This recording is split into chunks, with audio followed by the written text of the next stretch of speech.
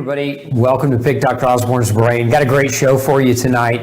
Before we dive in and get started, go ahead and chime in and let me know where you're tuning in from. And if you're new to the Dr. Osborne show, let us know again where you're tuning in from in the world, and we are going to get started here. If you've got questions, go ahead and try to start plugging those into the feed. We'll get as many answered as we can tonight. As always, we rarely have time to answer them all. We're going to be talking tonight about all things thyroid related. So we'll start off with this is one of the most commonly diagnosed conditions in the United States today, low thyroidism, now or hypothyroidism, sometimes often also referred to in its autoimmune cousin form as Hashimoto's thyroiditis. Again, so you can have hypothyroidism and you can have an autoimmune form of low thyroid or hypothyroidism. You can also have an autoimmune form of too strong of thyroid function, meaning hyperthyroidism, but tonight we're going to be focusing predominantly on low thyroid. So I wanted to dive in to talk a little bit about some of the different types of reasons why the thyroid hormone itself or thyroid production can be interfered with or can be hindered, because this is something that most doctors don't talk to patients about. Actually, in my experience, it's quite rare. Most of the time when people come to see me, they've gotten, their other doctors have diagnosed them with low thyroid, they put them on thyroid medication, they haven't really told them why they have low thyroid. And I think fundamentally, if we're going to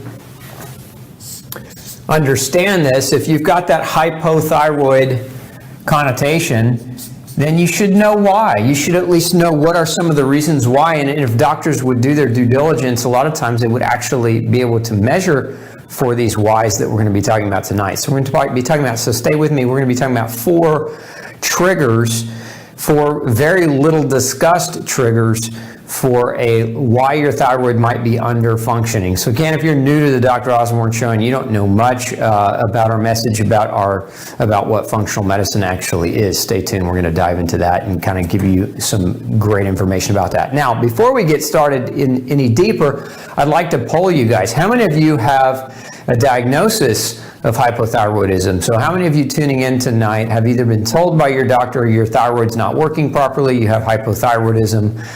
If you do, just type in hypothyroid in the comment section below and drop me a note. I'd like to know how many of you are actually struggling and dealing with this as we go through it. So I'm going to pop a slide up for you. We're going to talk about a couple of different major triggers for low thyroid that, again, like I said earlier, very rarely get discussed when you visit your doctor's office. So what you're looking at here in this research study is kind of a synopsis or a summary of some things, but there are 2 chemicals, Bpa and perchlorate, perchlorates, that are compounds oftentimes known to create endocrine dysfunction. They're thyroid disrupting chemicals, and this has actually been shown in a number of different studies.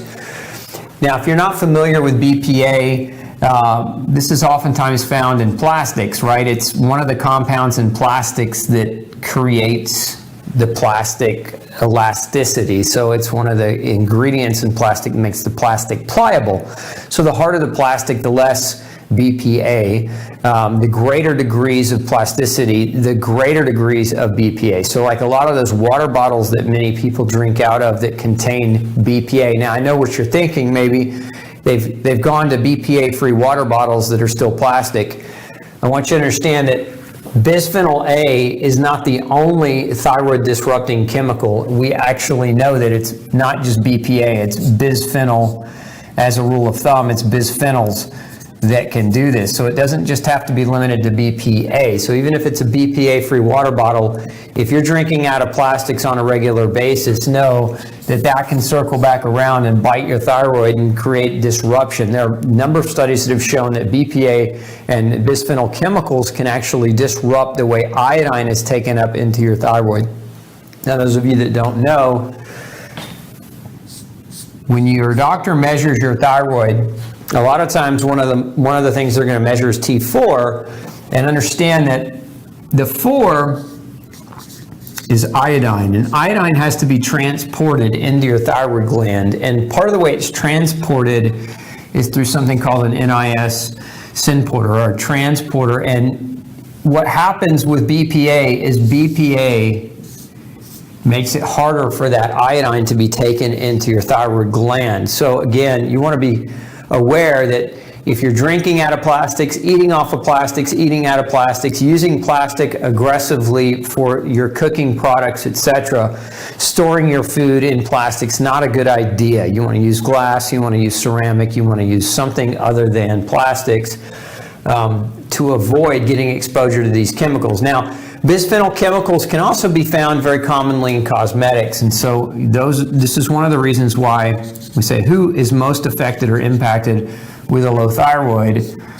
We know that it is women, right? Women are disproportionately affected with a low thyroid and with low thyroid function, and there's suspicion that one of the reasons why is this right here, with the endocrine disrupting chemicals in cosmetics and plastics. Women typically use more cosmetics than men, obviously, and so that in and of itself is one of those increased risk factors or one of those increased components. So if you're, again, using a lot of plastics, no, it can increase hypothyroid problems by reducing your thyroid gland's ability to bring in iodine. And of course, iodine deficiency is notorious for causing low thyroid. But we also have perchlorates, and these perchlorates are commonly found in things like jet fuel. Now, not that, if you're not working on a runway where you're being exposed to massive quantities of jet fuel, then your biggest exposure is really just the pollution, the generalized pollution from day to day. But we also get perchlorates in fertilizers. So again, if you're doing your own gardening and using some of these chemical fertilizers, they can contain perchlorates as well, also known to impact and affect thyroid hormone. And so again, two chemicals that you could be getting exposure to on a semi-frequent basis or regular basis. And if you're struggling with hypothyroidism and your doctor hasn't had a conversation about why you should put the plastic water bottles down, why you should reevaluate BPAs and other bisphenols in your cosmetics, and potentially here, you can't stop the jets from flying, and not unless there's COVID-19 ravaging the world. But what you can do is you can filter your air and you can filter your water to minimize the exposure that you get from water and air runoff. Same thing with fertilizers. We have a lot of chemical fertilizers that farmers use today, and those things get into the water. They find themselves in the water table. And so filtering your air and filtering your water become very, very critical. So the key message here is, again, don't use plastics, and filter air and filter your water. Now, there are a couple different types of filters that I would recommend if you really want to be accurate at getting these things out. Don't use a cheap refrigerator carbon filter, or like your pitcher filters that are, again, those pitchered filters are generally cheap carbon that won't pull a lot of this stuff out. You want to use something like a reverse osmosis filter to get this done. So if we need to, those of you, we can put up a couple links for quality products that are designed to filter some of these chemicals out a little bit more aggressively than just your standard refrigerator filter, because that's just not going to cut it. So those are two chemicals. Now I want to throw up the next slide here. Let's throw up the next study. Yep, that's it. So on another, I call it a chemical, but even though it's found in food, and that's your sucralose. Now we're going to talk about sucralose. Is, oftentimes, well, not oftentimes, is known under its trade name Splenda. Sucralose is chlorinated sugar. And so chlorinated sugar, there have been the study here, this research study that I've got up on the screen for you is actually one where doctors actually had a case study of a woman whose hypothyroid was actually induced as a result of aggressive consumption of Splenda on a regular basis. So if you're a big fan of these artificial sweeteners, particularly Splenda, the chlorinated sugar version, one of the reasons why this is a problem is iodine. Iodine is also known as a halide, and halides are they're a grouping. If you ever studied chemistry in school and you remember the periodic table of elements, there's a grouping on the periodic table of elements called halides, and that includes iodine and another compound called bromine and it also includes chlorine, and it includes fluoride. So these are all considered halides, right? So halides are these four agents together. And so going back to this research study on Splenda and sucralose, chlorinated sugar, the chlorine, okay, as I mentioned here, chlorine is a halide. Understand that these three, bromine, chlorine, and fluoride, compete for uptake. So they compete with iodine to get into your thyroid gland. And so if you have a diet, or if you have an environment that's very rich in bromine, chlorine, and fluoride, then you can increase your risk of developing low thyroid by iodine inhibition. So in essence, you prevent iodine from properly being taken up by your thyroid because these three are competing with it. Now, sucralose or Splenda or chlorinated sugar, again, that's one of the reasons why it does that. Now, we can get chlorine too from drinking water, which goes back to what I said earlier. Filter your water. If you're trying to avoid a thyroid problem, realize that chlorine is in your drinking water, and for many cities, bromine is also in your drinking water. And guess what else is in your drinking water if you live in the city and the water's being fluoridated, especially in the United States? Now, not so much in Europe, but in the US, and that's fluoride. The water is fluoridated, and some of you actually go out and take the effort to buy fluoridated water, in my opinion, which is a very, very bad idea. So you want to avoid overexposure to these things. Generally speaking, people get bromine when they eat bread-based products, when they eat flour. Flour, oftentimes your flours, your processed flours are brominated. Bromine is a dough conditioner, so we can get overexposure to bromine through flour. You can get overexposure to bromine through pesticides. You can get overexposure to chlorine through drinking water, but also through pesticides. Same thing with fluoride. You can get it through drinking water. You can also get it through pesticide exposure. Fluoride is also found in toothpaste and mouthwash. It can also be found in tea and tea leaves, and that's, green tea, black tea, or white teas, not so much herbal teas, but green tea. Now, from this perspective, I would say, what can we walk away from? We can walk away knowing that we can filter these things, but we can also walk away knowing. I'll show you a picture of that here. Let's throw up the next slide here on the sucralose itself. You can see this. What you're looking at in this slide is you're looking at on the top versus the bottom, you're looking at sugar versus chlorinated sugar or sucralose. And so what you can see on that top in that molecule is sucralose substitutes a couple of chlorine molecules for hydroxyl molecules, and that's what makes it different. It's supposed to create a scenario where you can't absorb the sugar, so then it becomes calorie free. But again, you can absorb those chlorines just fine into your body. They do go in. So if you look, let's pick up the next slide. I want to show you another one on this. So what you can see here, again, I mentioned the halides, chlorine, bromine, and fluoride, and then iodine as well. So I think it's important that you kind of, again, understand where chlorine can play a role in that. So let's scroll down through these. I've got a few more for you. So again, we've got bisphenols, we've got perchlorates, we've got Splenda. Now let's talk a little bit about, okay, I've just told you to be careful of tea, and now most of you are probably going to start cussing me in your mind. Let's talk about coffee. Now, I want to be real careful when I say that coffee is not necessarily dangerous to everybody who has an issue with their thyroid. But there's some research studies that show a couple different things that I want you to understand. Number one, coffee reduces the uptake. So if you're on thyroid medication, it reduces the uptake of the thyroid meds. So if you're taking a medication, know that coffee can interfere with the effectiveness of your medication. Number two, coffee can mimic gluten. Now, in that regard, some people have a problem or an issue with coffee because they're gluten sensitive, and so there's this molecular mimicry or this cross reactivity that can occur where, in some instances, for some people, coffee, the elements or the proteins in coffee can actually look like gluten. And so for some people, remember that one of the causes of low thyroid is gluten. And so let's pull up that slide as well, because I want you to see that. So coffee and gluten can look similar to, to your body, and so that it can trigger a potential problem. But if you look here, so what we've got, and there are a couple different studies I want to show you. And that number one, in this study here, you can see the presence of anti-gliadin antibodies in people with autoimmune thyroid disease. Where gluten's claim to fame is in terms of causing thyroid problems is in the autoimmune thyroid disease, so Hashimoto's. So gluten is known to contribute to Hashimoto's disease. A number of research studies that have shown those with gluten antibodies with Hashimoto's.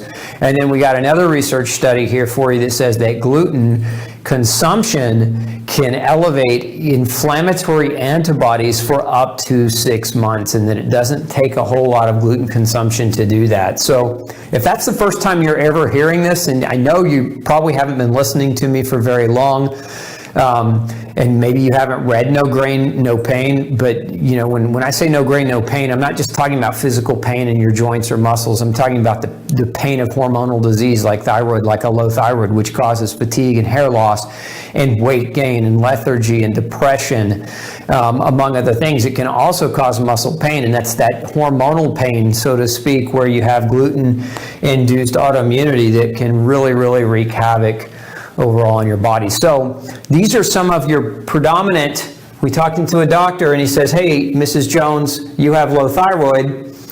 There's two questions that you want to take this information, there's two questions you want to walk away asking. Number one, is my low thyroid autoimmune? So,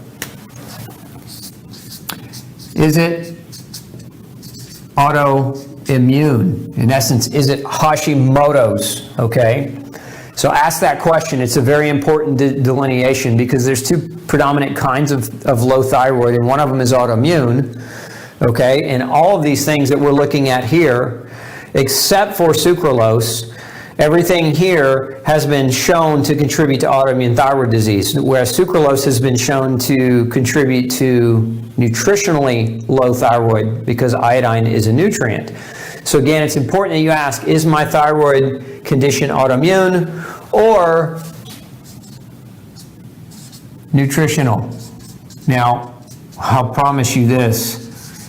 If you ask your doctor if your thyroid condition is nutritional, he'll probably laugh at you and tell you that thyroid and nutrition have nothing to do with each other. And if that is the answer, then you definitely want to pick up your bag and walk out of the room and find another doctor as quickly as possible, because they very, very much have everything to do with each other. I'm going to explain that next in part 2 of this breakdown, of this fundamental breakdown on thyroid for you. So part 1 was, what are the triggers? What are the things that could cause it? Bisphenols, perchlorates, sucralose, coffee, gluten cross-reactivity. These are very, very common things. Again, this is not intended to be an all-inclusive list of all the things that we know can cause low thyroid, but it's intended to give you some information that you can go have an intelligent conversation with your doctor and get deeper answers. So the next thing I want to talk to you about is I want to talk to you about nutritional. So autoimmune low thyroid is generally caused as a result of primary triggers. Those triggers are, as we said just now, chemicals. And these are not the only chemicals, but they're very common chemicals. Chemicals can cause it. Food can cause autoimmune disease, autoimmune thyroid disease. Microbial imbalance, abnormal bacteria, yeast overgrowth, things of that nature we know can cause autoimmune thyroid disease. And then the fourth trigger, which is more nutritional, meaning that it's not necessarily going to trigger autoimmunity, but it is going to trigger low thyroid. So what's the difference? So if we look at nutritional thyroid, it's important to understand that in your brain, so I'm a pretty terrible artist, so we're just going to draw a picture of a head here. Okay, so in your brain, you have your pituitary gland. And so in your pituitary gland, part of its job is to send a message to your thyroid gland. So the pituitary sends a message to your thyroid gland and asks your thyroid gland to produce T4. T4 is what I was talking about a moment ago. So the pituitary gland produces TSH. thyroid stimulating hormone. And that's, again, it does what it says it does. It stimulates your thyroid to produce thyroid hormone. T4 is inactive.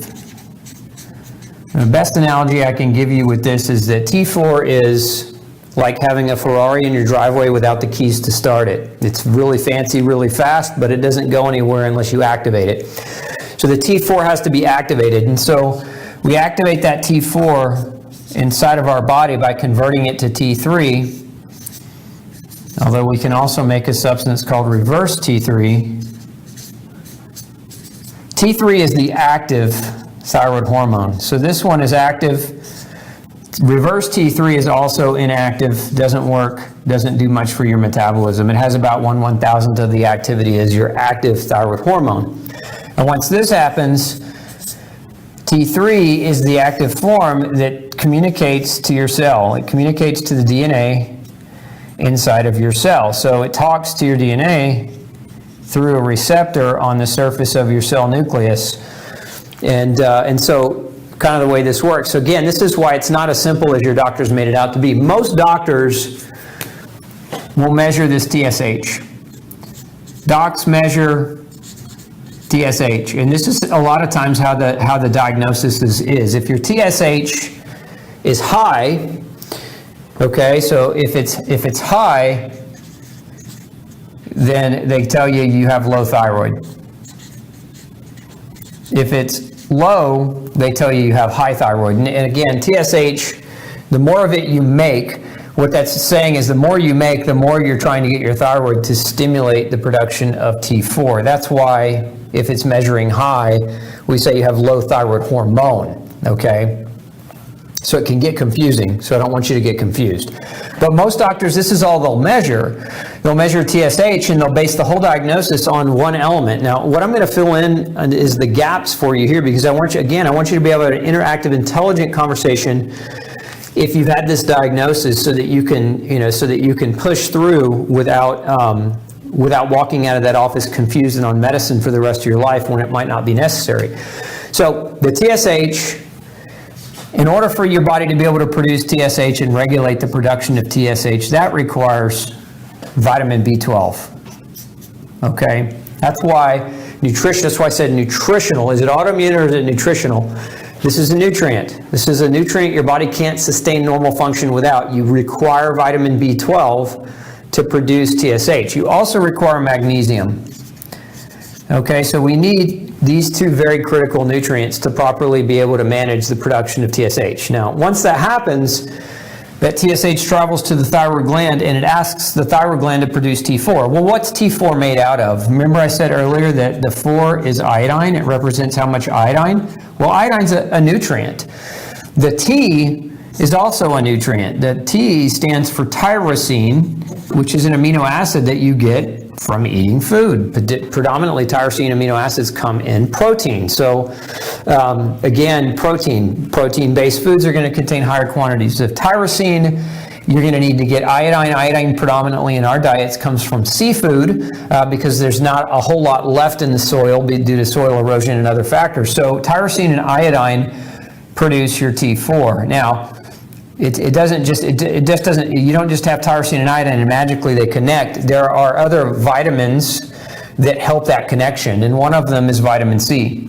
So vitamin C and vitamin B2 help combine tyrosine and iodine to form that T4. So, okay, we're halfway through this process. We've already got B12, magnesium, vitamin C, vitamin B2, tyrosine, and iodine. That's 6 nutrients that are already mandatory required for us just to get to this. This is the inactive form of thyroid hormone. So we need 6 nutrients to get to the inactive form, and we haven't even begun with this process yet. So again, now we have to convert this T4 into T3, hopefully. And that process, this conversion process, it requires iron, and it requires a mineral called selenium.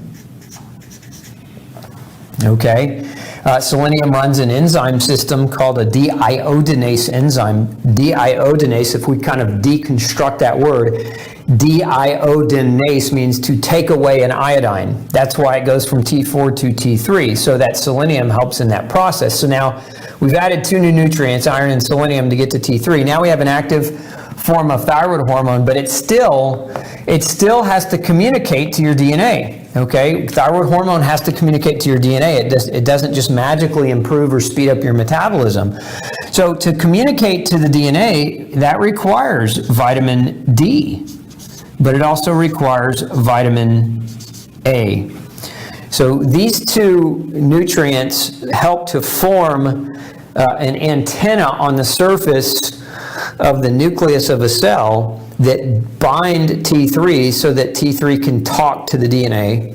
Because when T3 talks to the DNA, what happens now is an increase in your metabolism.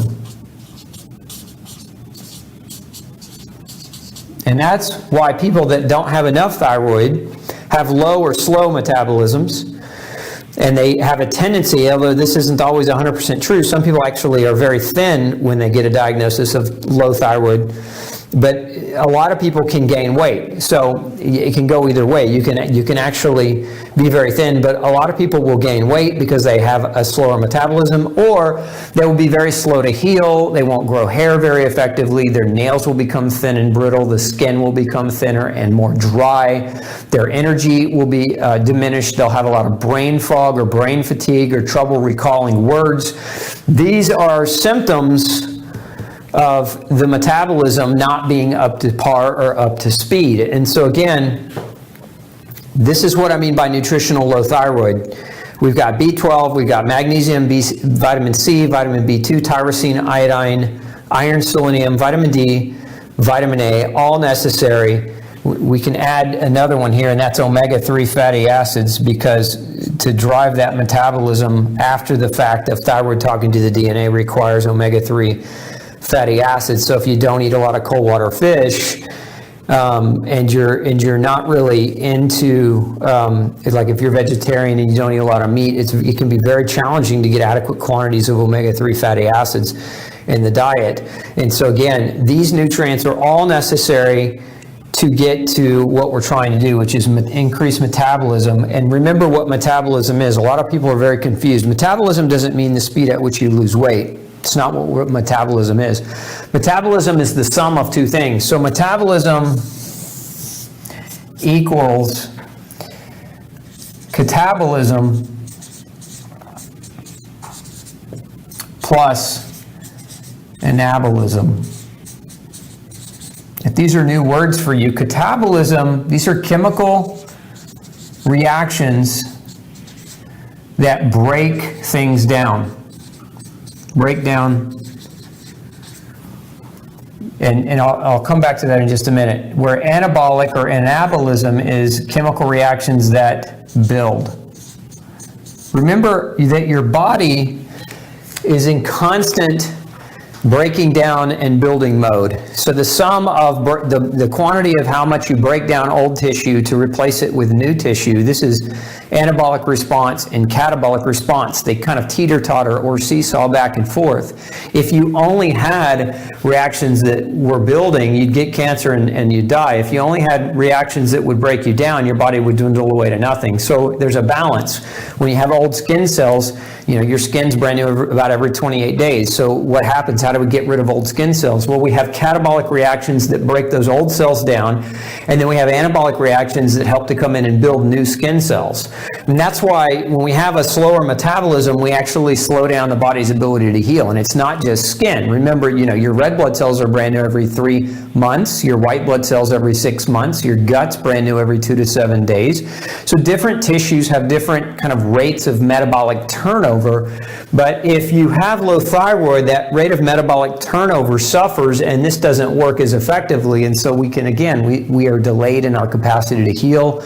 and things just kind of slow down and don't work quite as well. So we're more prone to injury, we're more prone to exercise intolerance, we're more prone to easy bruising and things of that nature. But our body also won't, again, it won't repair at the rate that we need it to repair. Old cells won't break down properly so that we can make new cells, and that means those old cells have to hang out a lot longer and do the job of young cells. It'd be, kind of think of it like this, it would be like asking an 80-year-old person to do the job of a 20-year-old person. It's not quite the same. That 20-year-old is generally going to have more energy and more elasticity than that 80-year-old person. So we want our cells, as they live their life cycles, to break down appropriately so that we can replace them with new ones. Otherwise, what happens again is our body ceases to properly repair itself. So again, going back to where we started this conversation, I said that there were things that could cause low thyroid, and many of those were chemicals, although we did talk about gluten and we did talk about coffee as being a potential trigger. Of course, there are other triggers beyond those even, but some triggers cause an autoimmune process, some cause a nutritional process. These are the nutrients involved in proper thyroid metabolism, but the autoimmune process is a little bit different. The autoimmune process is when you produce antibodies that attack your thyroid hormone. So antibodies that either attack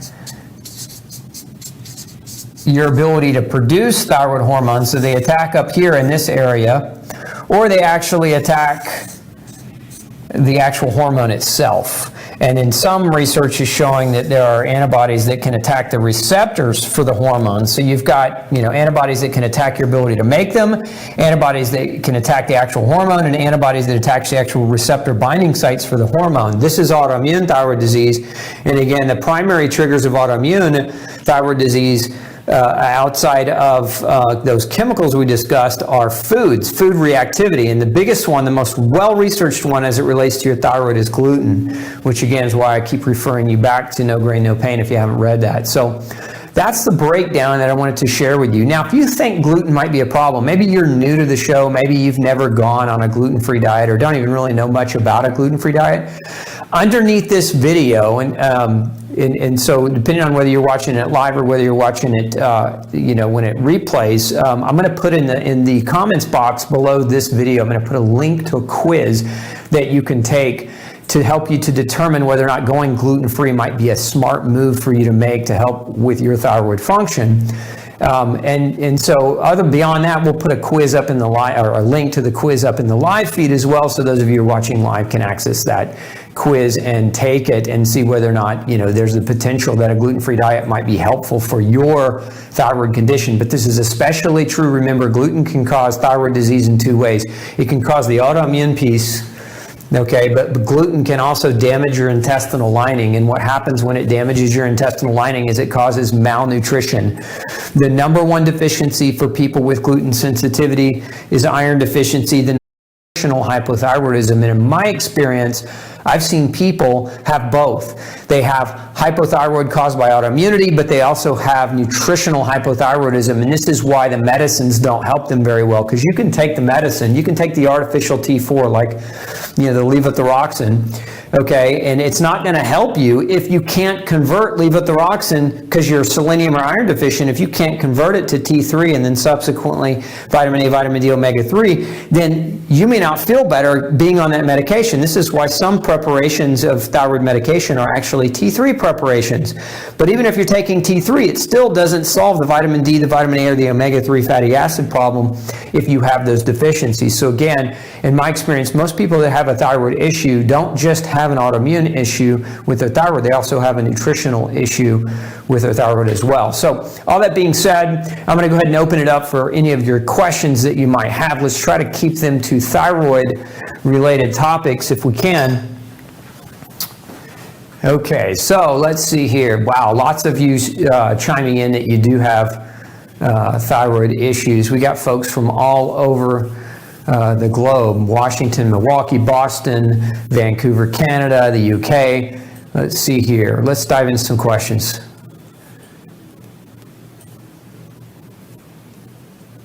Okay, what supplements are good for preventing metabolic alkalosis?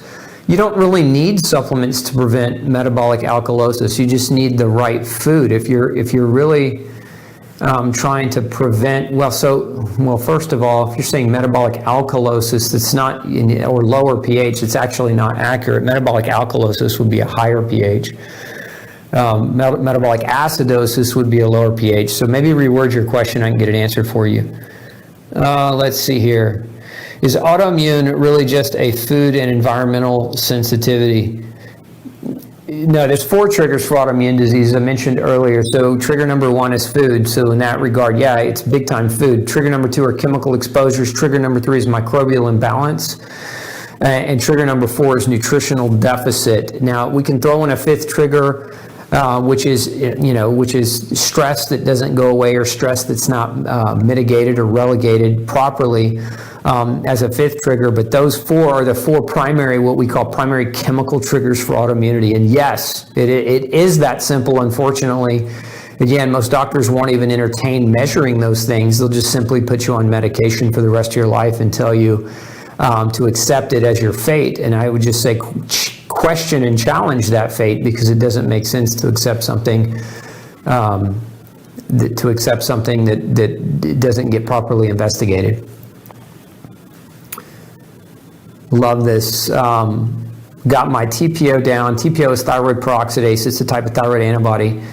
From more than 1,000 down to 117. Got my TSH optimized, but my low, free T3 and free T4 have not budged despite all the positive changes, diet, subs, lifestyle, everything. Any ideas other than meds? Yeah, test.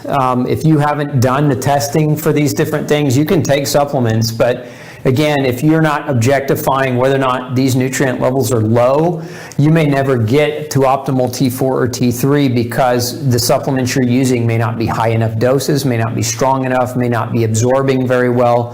So a lot of those things will play a role and play a factor in it. So if you're just kind of doing over-the-counter supplementation, my advice to you would be ask your doctor to test you more specifically for these different nutrients.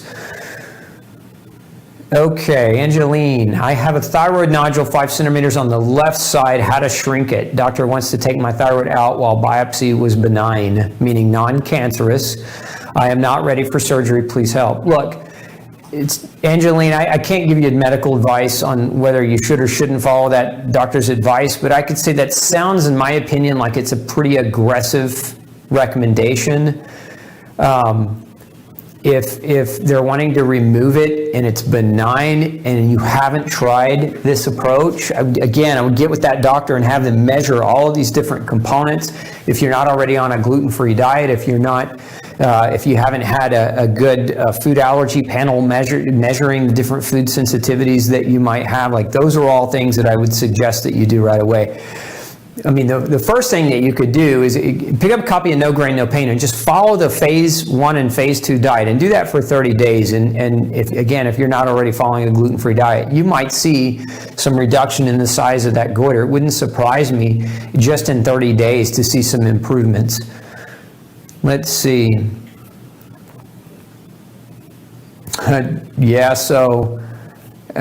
Somebody says, I actually did work on a runway. So that jet fuel being a very big reality for you, then yeah, I mean, I definitely consider that to be a big problem.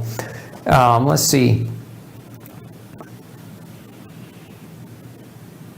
What lab offers the best self-order blood or stool food sensitivity test? To my knowledge, any of the ones that you can self-order are not all that great. I don't really recommend that you spend the money on them. My advice would be get with a good functional medicine practitioner and get guidance in that way, because the testing is only as good as the lab or the methodology of the lab. And so if you get the right test, like let's say you go to your doctor and he orders a vitamin B12 test, but if he uses a serum test, that's to talk about all the different lab testing involved with this is too onerous of a conversation to have tonight. But again, giving you one example, B12 serum can come back, oftentimes it comes back false normal, or even in some cases false high, even though it's actually low. And so the wrong test could lead you down the wrong road really quickly. So don't recommend guessing at it. Recommend getting professional help in that regard if you're struggling. Which teas contain fluoride? All teas that are green, black, or white teas. So if it comes from your traditional black tea leaf, which white tea does, green tea does, then it could potentially contain fluoride. The reason why a lot of teas contain fluoride is because tea is really good at pulling fluoride out of the soil. So the older the tea leaf, the stronger the levels of fluoride within the tea. Now there's a company that I recommend that produces tea from very early leaf. So if you're a big fan of drinking tea, maybe we could pop that link up in the feed for you on the company that we recommend that people, if you're going to buy tea, use this tea. Let's see here. Lost half my hair, 6mm nodule, extremely dry skin. How to reverse these issues? Again, I'll just reiterate what I've already said. You can start, if you're at home doing it on your own, you can start with no grain, no pain, phase 1, phase 2 diets. It gets you through 30 days, and you can see if there's any results in that way. But my advice, if you've got a thyroid issue and your doctor hasn't told you why, there's a strong likelihood that you are gluten sensitive. That's just been my experience with people. Gluten sensitivity, one of the predominant causes that I see of thyroid disruption or thyroid dysfunction, beyond these other chemicals. But again, testing to see what it is that's causing your thyroid condition versus guessing or just throwing some supplements at it and hoping that it works well enough to give you some type of improvement. Let's see, Karen says, I have MS, don't use any dairy or gluten, collagen comes from dairy.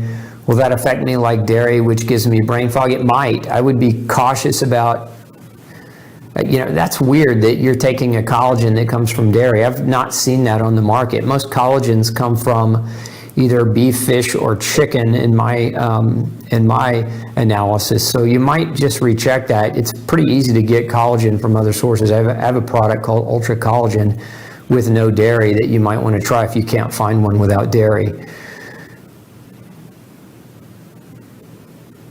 How can we tell if it's autoimmune? Yeah, that's the one question I didn't answer. It's a great question, Lisa. So here's the caveat. This is a blood test that you can have done. It's called a TPO. So TPO, and any doctor can order this blood test. It's not a special test. TPO stands for thyroid peroxidase or thyroperoxidase. It's a type of antibody. Another test is called an Thyroglobulin antibody test. So these two will tell you if you have an autoimmune issue. Now, there's a caveat to this. You can come back and not have positive antibodies, but still have autoimmune thyroid disease. Although oftentimes the antibodies are positive, you can come back with what's known as a false result. So another thing that some doctors will run is they'll do an ultrasound on your thyroid, and they'll look for signs of nodular inflammation in the thyroid, which can also be indicative of an autoimmune thyroid problem. So when you combine these three things together, you get the best, most accurate picture as to whether or not what you're struggling with is an actual autoimmune problem versus just purely a nutritional problem. So TPO, antithyroglobulin, and an ultrasound of the thyroid can be very helpful for a doctor in helping you get a diagnosis of Hashimoto's. Let's see here.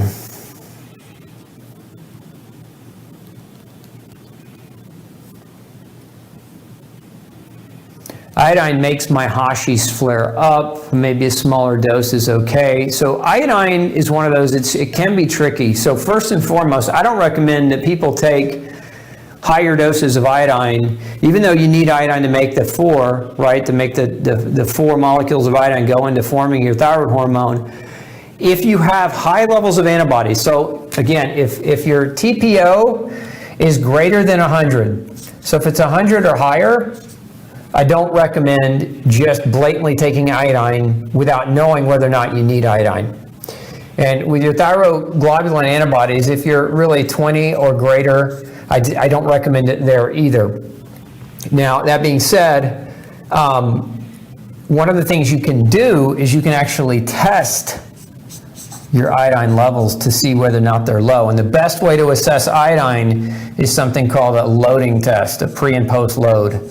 So doing a loading test for iodine, asking your doctor to run a loading test for iodine can become very important. Now the other thing here is, when you're testing iodine, you should also test the halides as a grouping. So getting your bromine tested, getting your fluoride tested is also important, because you may have normal iodine, but if you have high levels of fluoride, then how do we get rid of the fluoride? Well, one, we quit taking it in. We don't drink the teas that are contaminated with fluoride. We don't use the fluoridated toothpaste or mouthwash. We filter the fluoride from our water. But sometimes that fluoride continues to be persistent and hangs around anyway. And so sometimes taking iodine is how we actually detoxify from too much fluoride.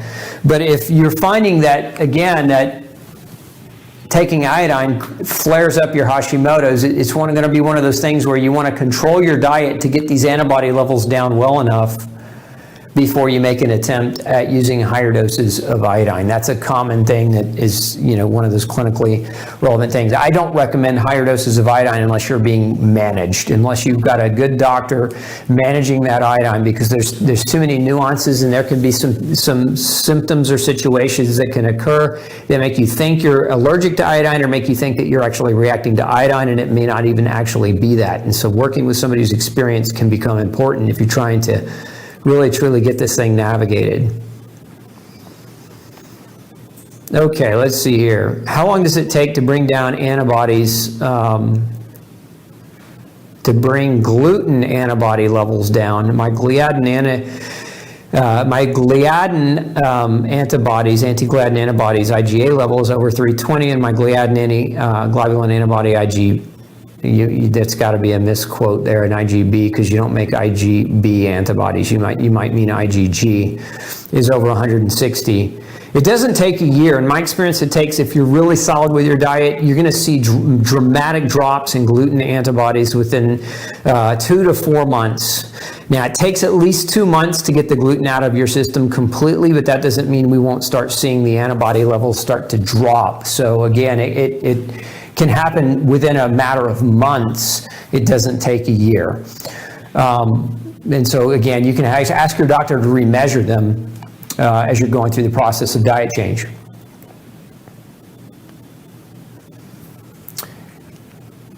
There is a rumor iodine is not recommended for Hashi. Again, rumors and speculation and experience. Some people don't do well with iodine that have Hashis.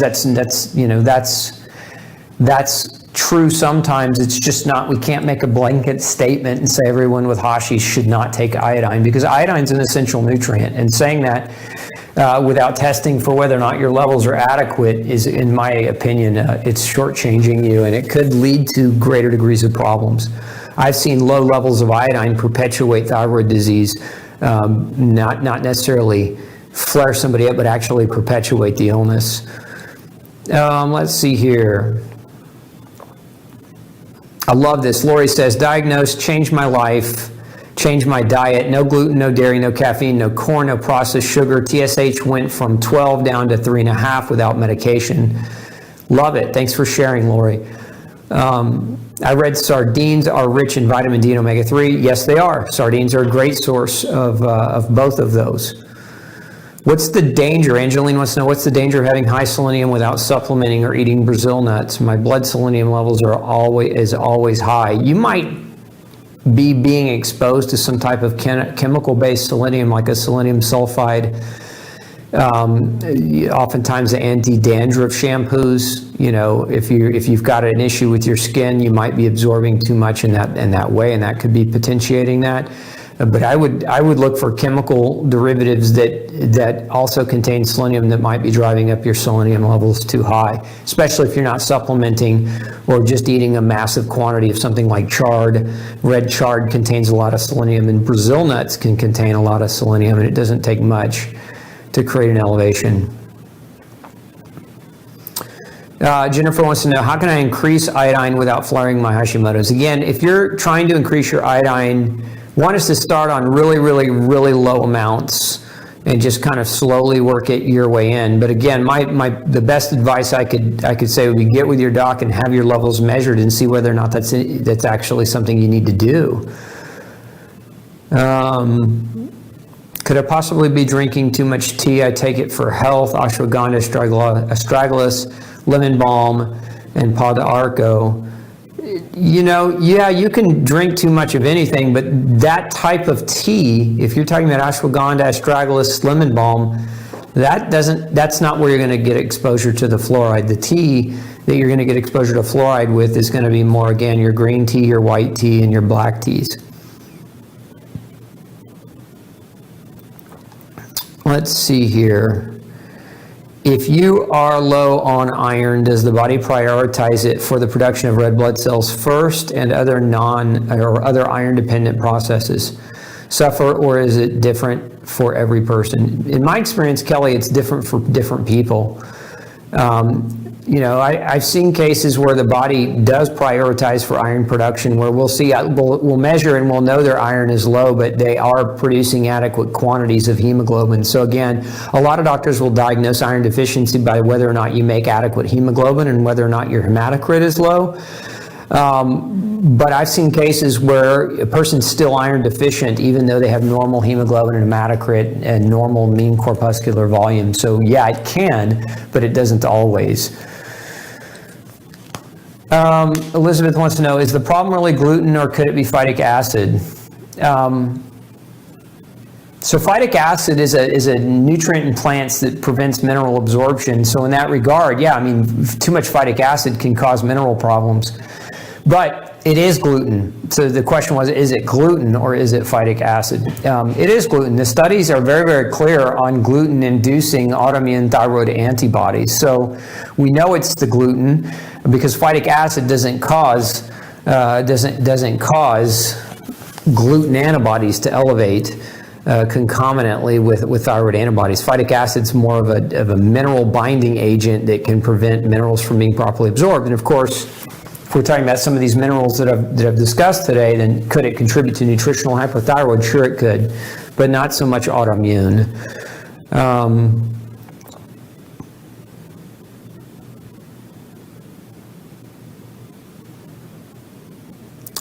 Victoria wants to know if the antibodies are antithyroglobulin versus TPO, is there a significance to that? No, not really. You make one or the other. It's just that the antibodies are unique to where your body is forming the attack or making the attack, but is there significance? No, both of them mean that you have an autoimmune thyroid issue that has to be resolved, meaning you have to go back in with your doc and investigate what those triggers for your autoimmune disease are. Are hair tests for food intolerance is valid? No, throw them in the garbage. Don't ever buy a hair test for food intolerance. It's a ridiculous notion. Throw them in the garbage. They're not worth the report's not worth the paper it's printed on. Okay, let's see here. So Jody wants to know, what about my teeth without fluoride? Understand that your teeth, to be hard and to have good enamel, don't need fluoride. Fluoride is not an essential nutrient that your teeth need. Fluoride chemically hardens the enamel, which is why dentists like to use it. But it's actually not an essential nutrient that your body has to have to produce enamel. So you got to be very clear about that. Fluoride, in my opinion, is a very toxic substance. I just don't recommend anybody, fluoridate their water. Most countries don't. I think the U.S. in the modern world is really the only country that still does water fluoridation, because we know fluoride's a neurotoxin. We know it damages brain cells. We know it creates and contributes to autoimmunity and other health issues. So if you're in that realm of belief that fluoride is somehow important for dental health, I would encourage you to dig a little bit deeper and get a little bit more educated about that. My serum iodine was 42.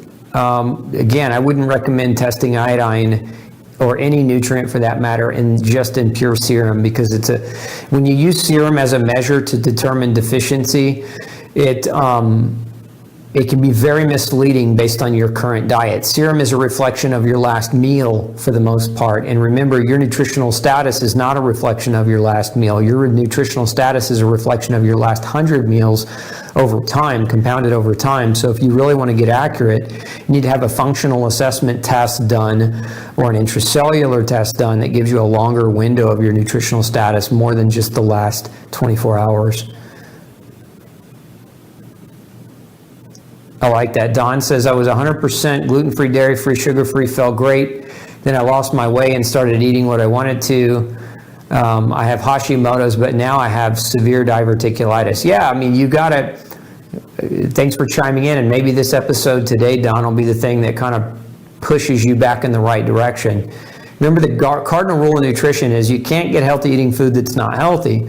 And so that may be a little bit different for different people. We can all pretty much say that sugar is not good for us. Processed sugar and processed chemicals are not good for us. Beyond that, it's pretty unique from one person to the next. But once you go on a healthy diet, you want to stay there. It's not a temporary thing.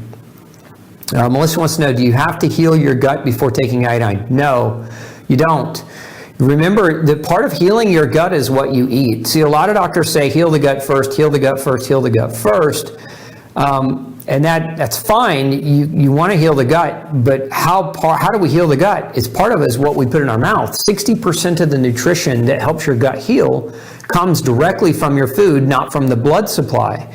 So remember, the vast majority of nutrients that help your gut heal come from what you put in your mouth, not from your systemic blood supply. Let's see here.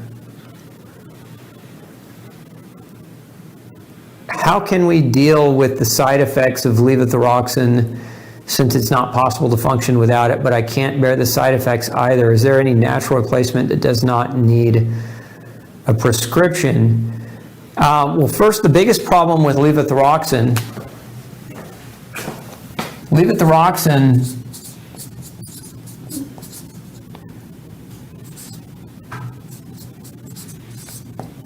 contains corn. And those of you who haven't read No Grain, No Pain, and this is the first time you're hearing this, corn is a form of gluten.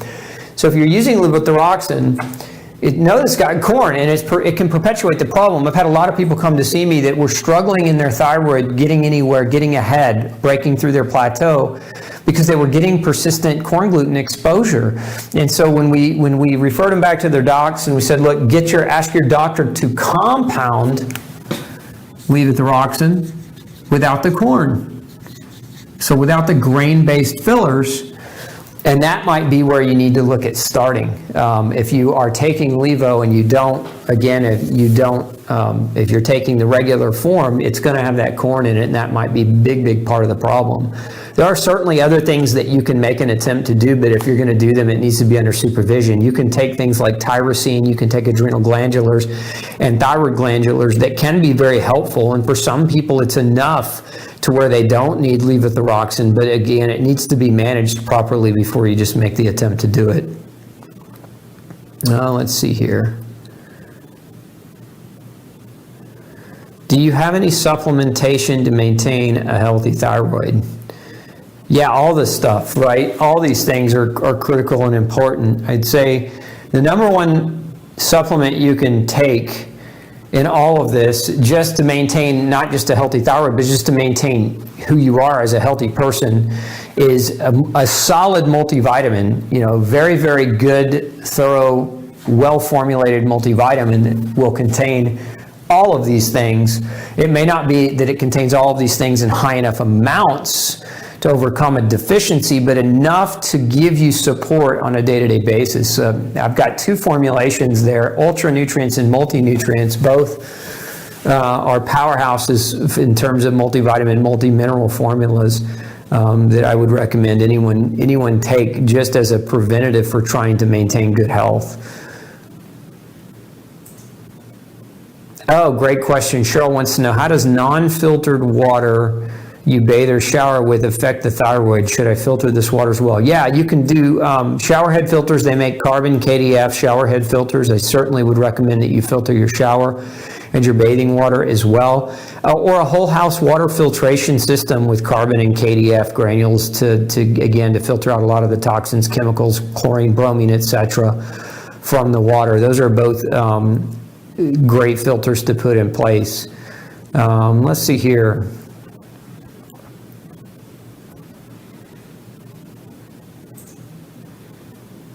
So Wendy says, do you have vitamins for Hashimoto's and MTHFR? Well, MTHFR, vitamins for MTHFR, the predominant vitamin for MTHFR would just be methylated B vitamins. So 5-methyl tetrahydrofolate, methylcobalamin, and pyridoxal 5-phosphate are 3 of the very important B vitamins necessary to help support somebody with an MTHFR mutation, and those are all part of our multivitamin formula. So if you're just looking for good support there, you know that my multivitamin formulas contain methylated versions of B vitamins. It'll support, health in Hashimoto's and MTHFR.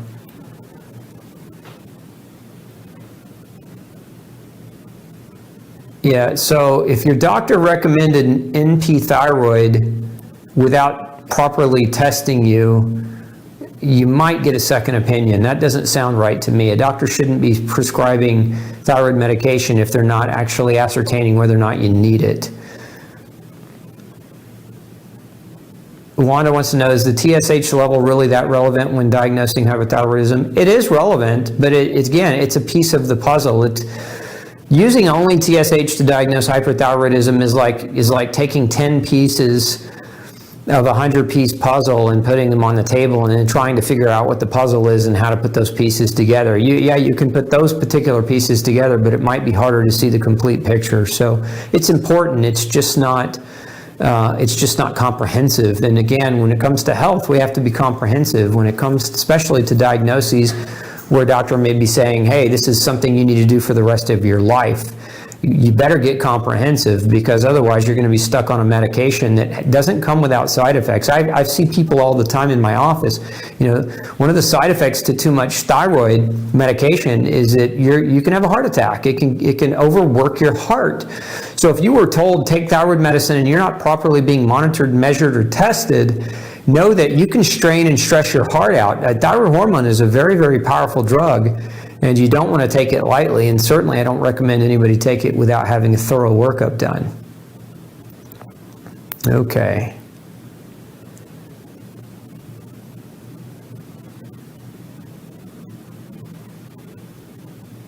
So Kathy says, my thyroid blood work came back normal, but I have a nodule. Can it be shrunken? If so, how? Kathy, have them check your iodine. A lot of times, remember, why do we iodize salt in the United States? So this is interesting historical fact. We iodize salt in the U.S. because of nodules. Because at the turn of the century, goiters were a common problem in the U.S. because as people gravitated away from the coast, away from the East Coast, moving more inland, right? Settling in more, we'll call them farm regions, or settling in more, regions without the coastal seafood, where the iodine was the predominant part of, it was rich in the seafood-based diet. So people started to develop goiters in mass. This is why we have a nationwide fortification program where we add iodine to the salt. That exists because of nodules. So if you have a nodule but your thyroid numbers look good, the very first thing I would ask your doctor to run would be to effectively assess your iodine status and your halide status to make sure that your nodule's not being caused by something so simple as an iodine deficit. There's remember, you got to understand too, a lot of people today have been told don't eat salt because it increases the risk for high blood pressure and heart disease. So a lot of people don't eat salt anymore. They don't get the iodine because they also don't eat seafood. And so if you're one of those where you've cut out regular table salt in lieu of some type of rock salt or pink salt, know that you're not really getting any great source of iodine in that salt. And if you don't eat seafood, you could run into a problem with iodine deficiency that could cause a nodule or a goiter. And this is one of the reasons why my multis have iodine in them, because so many people don't use those salts anymore for fear of the processed salt being poor for their health, that we want to give them some degree of iodine in their diet consistently enough to try to prevent the goiter from occurring. Okay, let's see here. What if you no longer have a thyroid? Is supplementation with T4 enough to restore the normal communication? I love this question, Aggie. So if you don't have a thyroid and you're using T4, you better pay close attention to everything that happens after this, right? So the iron, the selenium, the D, the A, the omega-3, super critical in order to turn that T4 that you're using prescription into that T3 and to activate that metabolism. So you probably a good thing to do would ask your doctor to be, when they're measuring and monitoring your thyroid, would be to measure and monitor these nutrients simultaneously to make sure that what you're taking. Because some doctors, when their patients have had their thyroid completely removed, will prescribe both a T4 and a T3 preparation, and so you might also have that conversation with your prescribing doc to see whether or not that's a smart choice or a good move for you as well. But either way you go, it needs to be monitored. Again, too much thyroid can be a problem. And my experience is when people start getting this part in check, when they change their diet, when they go gluten-free and they start getting these nutrients dialed in, if they're taking thyroid medicine, a lot of times what happens is now their TSH drops below 0.5. So that TSH, if it's low, remember I said earlier, if it's high, you have a low thyroid, but if it's low, then you're taking too much thyroid, so you have a high thyroid, and that is what increases the risk of heart problems. So again, if you're on a thyroid medication, my advice would be at least every 6 months your doctor should be checking you to make sure, especially if you're changing your diet, doing the no grain, no pain diet protocol, because I get people sometimes pay attention to these symptoms. So if you have heart palpitations, if you start developing anxiety, if you start having sweats or hot flashes, if you're having trouble getting to sleep at night, if you become a bear and you're super irritable and you have no patience, like these are all things that might mean that your thyroid medication is becoming too strong as you change your diet. And so don't think that if you're changing your diet, don't think that the change in your diet might be causing those things. If you're also on thyroid, look at that medicine first and make sure you're not getting a toxic amount. Kathy wants to know, my B12 level is very high, over 1200. Are there side effects? Not really. Serum, it's a serum level. If it's over 1200, you're having your B12 and your serum measured, and that, again, that's not a really super accurate way to measure vitamin B12. Nobody's ever died from a B12 toxicity. Nobody's ever been hospitalized or made sick by a B12 toxicity, at least not in the reported literature. That doesn't mean you can't have a problem, but it wouldn't make me suspect that you have a major issue, even if your level is that high.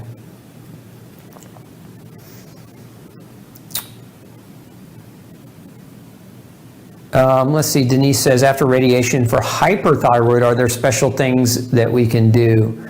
So if you've had your thyroid completely radiated and now you're on a medication to maintain and modulate your thyroid, you still want to, again, going back to what kind of medicine is it? Is it T4, T3 preparation? The nutritional aspect becomes very important.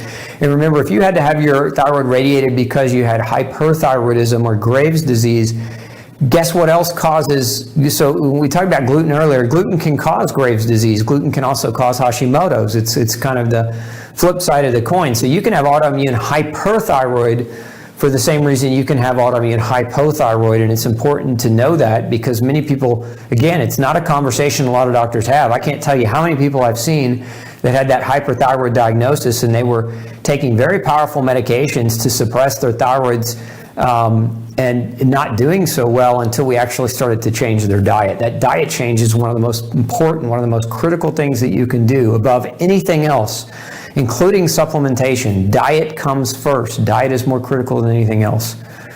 All right, folks, I think we've gone well over our time tonight, so questions haven't stopped coming, but make sure you tune back in next week, and make sure you share this show with a family member. If you enjoyed what we talk about and what we teach here, help me save lives. Hashtag save 100 million lives. That's our goal at drpeterosborne.com and glutenfreesociety.org, is to get more information like this out to the masses. So also, I'm going to put up behind this video a couple of other videos. You'll see them up here in the corner. We'll put a couple of other videos up on thyroid. So those of you who still had questions, you might find some additional answers in some of these other videos on thyroid. And again, if you didn't click on that link below, I'll put that link below to the quiz that you can take. to determine whether or not going gluten-free might help you with your thyroid problem. This is Dr. Osborne wishing you excellent health. We'll see you next week, same time, 6 p.m. Central Time. Have a great week.